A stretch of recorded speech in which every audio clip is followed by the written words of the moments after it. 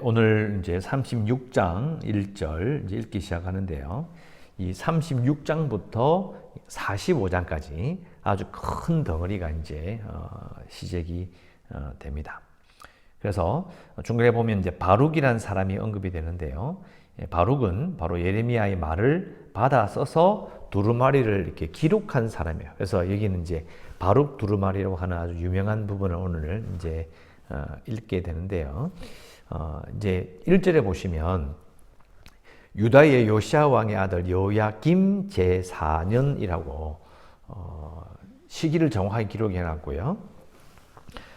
저기 9절에 가 보시면 유다의 요시야 왕의 아들 요야김 제5년 9월, 이번엔 이제 앞에는 4년인데 지금은 또 5년 9월이니까 1년을 넘었죠. 그죠? 1년 그 기간에 이제 예레미야가 그것을 기록하고 이렇게 백성들에게 알려주는 그런 흐름을 가지고 갑니다.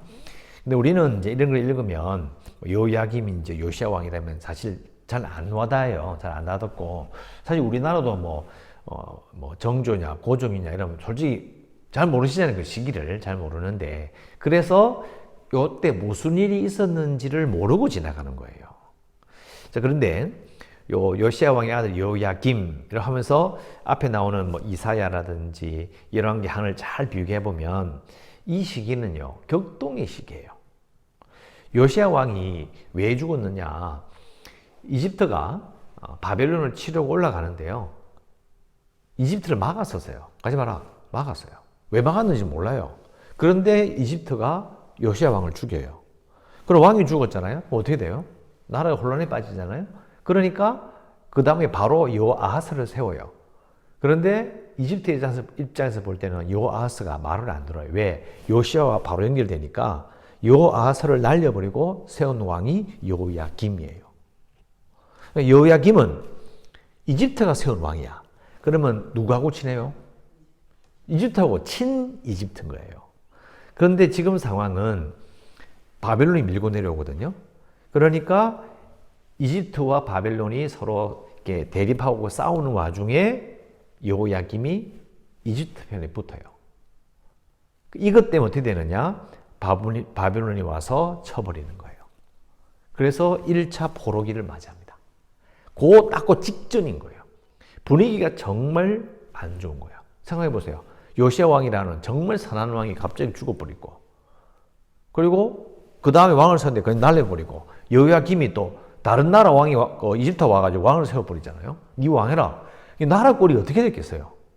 정말 이 말로 다 할 수 없는 비참한 그런 지경에 있는 시기에 하나님께서 예레미야로 하여금 바룩에게 기록하게 해서 사람들에게 알리라고 하는 그 시기예요. 자, 그런데 왜 이렇게 하는 시기냐는 거죠. 그것은 3절에 나옵니다. 유다 가문이 내가 그들에게 내리려 한 모든 재난을 듣고 각기 악한 길에서 돌이키리니 그리하면 내가 그 악과 죄를 용서하리라 하시니라. 그러니까 바룩 두루마리를 적는 이유는 이겁니다. 유다 가문이, 남유다가 악한 길에서 돌이키기를 원하시는 거예요. 그래서 이걸 하시는 거예요. 그죠? 그런데 잘 생각해 보면요, 이 재앙에 대한 부분과 회개하기를 원하시는 것은 지금 이 바룩 두루마리에서 처음 말씀하시는 게 아니에요. 이미 옛날부터 계속 선지자를 보내서 말씀하셨다는 거예요. 우리 어제 읽은 말씀이 나오잖아요.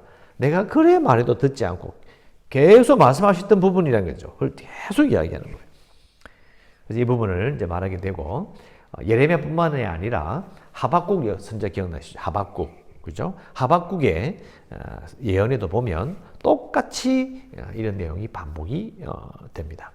그래서 이 바룩이 6절에 나오는 것처럼 예레미야가 불러주는 대로 여호와께서 그에게 이르신 모든 말씀을 두루마리 책에 기록했다. 5절에 예레미야가 바룩에게 명령하여 이르되 나는 붙잡혔으므로 여호와의 집에 들어갈 수 없다. 왜 못 들어갔냐면요, 앞에 26장에 보면 예레미야가 성전에 서서 뭐라고 했죠? 이 성전이 실로처럼 파괴되리라. 실로가 어땠습니까? 장막이 있던 곳인데요, 폐기돼 버렸거든요. 그러니까 실로처럼 되리라 이 말은요, 이 멋진 솔로몬 성전이 폐기된단 말이에요. 누가 좋아하겠어요? 성전에 못 들어가는 거예요. 출입 금지를 당했어요. 그래서 바룩이 이제 대신 들어가게 하기 위해서 이렇게 하는 거죠. 이게 쭉 이야기하는데요. 그래서 낭독하는데 8절에 네리야의 아들 바룩이 선지자 예레미야가 저에게 명령한 대로 하여 여호와의 성전에서 책에 있는 여호와의 모든 말씀을 낭독하니라. 낭독했어요. 하고 9절에 보면 아까 말씀드린 것처럼 여호야김 제9년 9월에 뭘 했느냐? 예루살렘 모든 백성과 유다 성읍들에서 예루살렘에 이른 모든 백성이 여호와 앞에서 금식을 선포한지라. 자, 왜 금식을 선포했을까요? 쉽게 말하면 이제 금식 기도회를 한 거예요. 금식 기도를 한 이유는 여기 나타나 있지는 않지만은 이게 여호야김 제9년 9월이니까 5년 9월이니까 바벨론 군대가 내려와 가지고요. 블레셋 아스글론을 약탈해 버렸어요. 쓸어버린 거예요. 근데 그 블레셋 아스글론이 예루살렘 서쪽에 있어요. 저 바닷가 밑에 있는 거거든요. 그러니까 높은 데서 보면 눈으로 자세히는 안 보이지만은 사람을 보내면 금방 알아볼 수 있는 곳에 있는 거예요. 쓸어버렸어요. 또 블레셋 땅이 아주 이렇게 비옥한 땅이고요. 괜찮은 곳이에요. 확 쓸어버려서. 그게 소문이 들려오는 거예요. 눈으로 확인한 거예요. 얼마나 두렵겠어요. 자기들은 지금 친이집트인데 공격당하는 게 불무듯 뻔한 거예요. 그래서 지금 모여서 금식 기도회를 하고 있는 거죠. 이러면서 하나님께서 지금 이 바룩 두루마기를 일으키고 하라고 말씀하시는 거예요. 자, 문제는 이거죠. 금식 기도회도 하고 하나님께 도움을 구해요. 위협을 느껴서 막 모여서 기도회도 해야 돼요. 근데 문제는 뭐죠? 하나님께서 뭐라고 말씀하세요? 너희들 왜 기도회 안 하냐? 이렇게 말씀하셨어요? 너희들 왜 예배 안 드리노? 말씀하시냐고요? 그런 말씀이 없어요. 뭐라고 말씀하셨느냐? 3절에 나오잖아요. 모든 재난을 듣고 악한 길에서 돌이키라. 3절에 나오잖아요. 지금 모든 재난을 듣고 있잖아요. 지금 소문을 듣고 있잖아요. 야, 블레셋이 썰림을 다 완전히 박살났대. 야, 큰일 났다. 야, 기도해야자. 이게 아니고요. 뭘 하라는 거예요? 악한 길에서 돌이키라. 그 악한 길이 뭐죠? 앞에 나와요. 다 나와요. 공의와 인애와 의를 행하라. 그리고 우상 숭배하지 마라. 그리고 나보다 다른 걸 더 의지하지 마. 이 계속 반복되는 주제잖아요. 그러면 금식을 선포했는데요. 근데 하나님께서 금식 기도 잘하고 있네 이런 말 한 적이 없어요. 아니, 너희 기도하네? 내가 들어줄게. 이런 말씀 하신 적이 없어요. 무슨 말이냐면 악한 길에서 돌이킨 게 없는 거예요. 이게 무서운 이야기야. 왜? 예배는 잘 드려. 성전에서 계속 금식 선포하고 기도해요. 그런데 자신들의 생활 속에는요. 아무런 변화가 없는 거죠. 이게 무서운 거예요. 예배와 예배 사이, 주일과 주일 사이, 안식일과 안식일 사이에 그 자신의 생활 속에는 어때요? 변화가 없는 거예요. 무슨 말인지 아시겠습니까? 하나님은요, 너희들 왜 예배 안 드리냐? 왜 금식기도 선포 안 하냐? 이렇게 말씀하신 적이 없고 악한 길에서 떠나라고 하셨다니까요. 이 의미를 깊이 생각해 봐야 돼요. 자, 그랬더니 10절 바룩이 여호와의 성전을 윗들 곧 여호와의 성전이 있는 새 문 어기 곁에 있는 사반의 아들 서기관 그마랴의 방에서 그 책에 기록된 예레미야의 말을 모든 백성에게 또 낭독했어요. 그랬더니 이제 그 서기관 그마랴로 시작해서 11절부터 미가야, 12절, 서기관 방에 들어갔더니 모든 고관 하면서 이름이 쭉 나오죠. 여기 기록된 대부분의 사람들은요, 그나마 요시야 왕이 개혁을 할 때에 함께 했던 사람들로 추정이 돼요. 그러니까 그나마 여호야김이라는 이 왕, 므낫세라는 그 앞에 자기 할아버지 뻘쯤 될 거예요. 위에 있는 그 왕의 극심한 우상 숭배를 따라한 아주 나쁜 왕인데, 그러나 요시야 왕이라는 경건한 왕의 영향이 남아 있는 거예요. 그 고관들이에요. 그래서 이 바룩 두루마기를 듣고 하나님 편을 들은 거예요. 예레미야 편을 드는 거예요. 그래서 어떻게 이야기합니까? 19절에 말하잖아요. 바룩이 이르되 너는 가서 예레미야와 함께 숨어라. 너희 있는 곳을 사람들에게 알리지 말라. 왜? 보호하려고 하는 움직임이 있잖아요. 그런데 결국 어떻게 되느냐면, 이 1차가 요야김, 그다음 요야긴으로 바뀌어버리죠. 이름이 헷갈릴 거예요. 요시야, 요아스, 요아김, 요야긴, 그리고 시드기야. 이 바뀌어 나가요. 그러니까 그 요 시간 지나면 바로 1차 포로, 그러니까 완전히 쳐서 한번 망하는데요. 망할 때에 여기 기록된 모든 사람들이 싸그리 잡혀가 버려요. 그래서 시드기야 왕이 딱 됐을 때는요, 경건한 자가 아무도 없어요. 그래서 거짓 선지자가 판을 치는 거예요. 그래서 기록되는 이상한 그 선지자들 있잖아요. 가짜 선지자들이 이상한 이야기를 하는 거예요. 그러니까 이게 완전히 끝이 나버린 거죠. 자, 1차 포로 이야기하는데요. 총 4번의 포로가 있어요.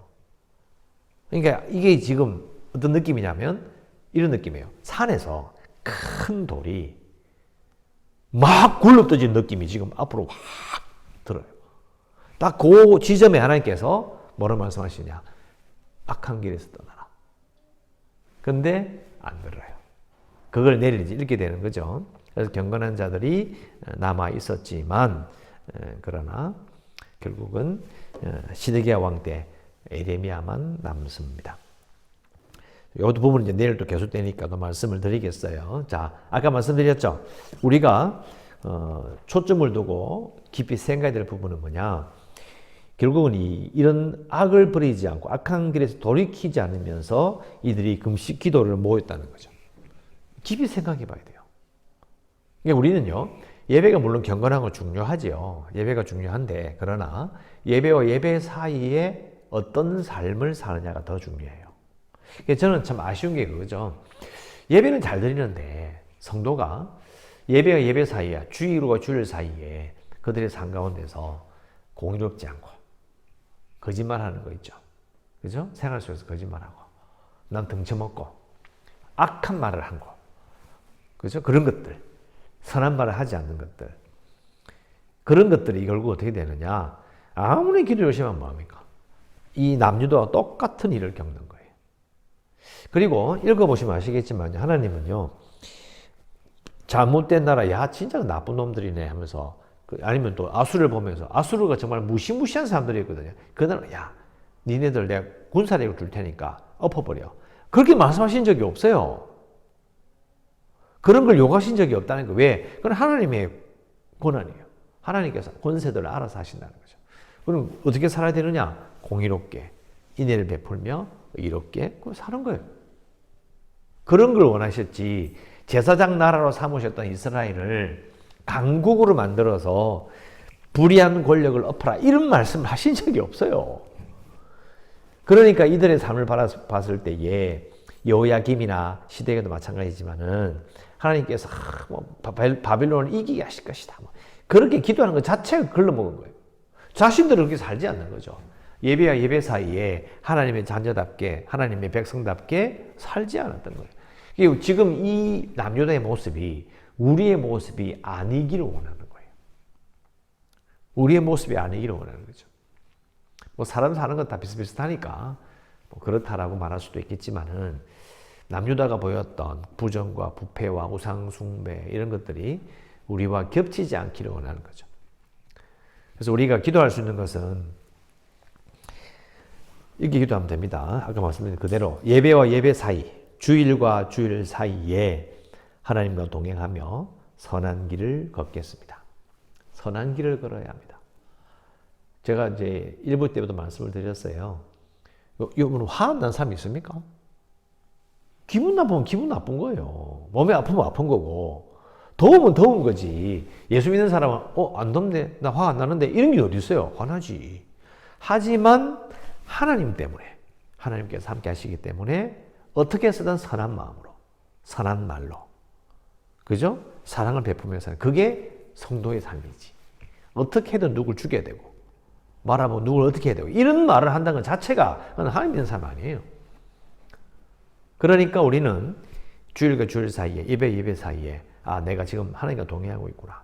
하나님 옆에 계시기 때문에 그래도 선한 말로, 그래도 사랑을 베풀려고 애쓰고, 이렇게 살아야지.